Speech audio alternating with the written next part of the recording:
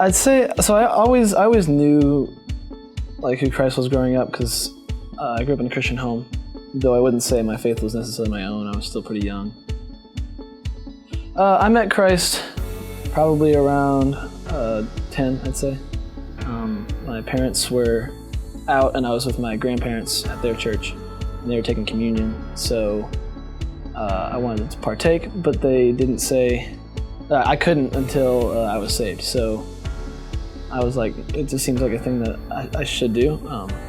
So I did. My grandfather walked me through that whole experience. My faith probably became my own actually this summer. I did a program called SALT at Woodlands, and it was just super incredible to see God work in real time through tons of kids going through this camp.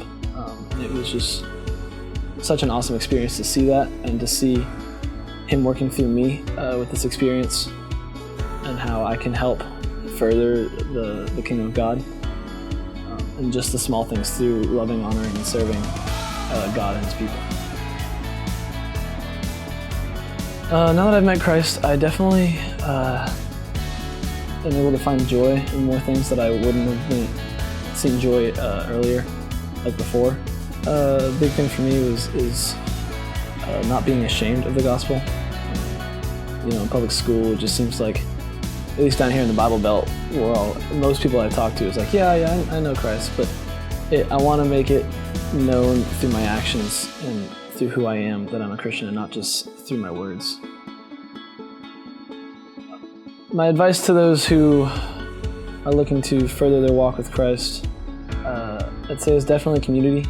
Find those who are at the same place in their walk with Christ, and then also find those who are where you want to be with your walk in Christ, and be intentional with those people. Whether it's find a place to grow, like hey, let's read the Bible together. I do that with a group of friends. Or hey, this person that's further along his walk, hey, what do you do in this situation? Or hey, can we get coffee? Can we talk? I have some questions for you.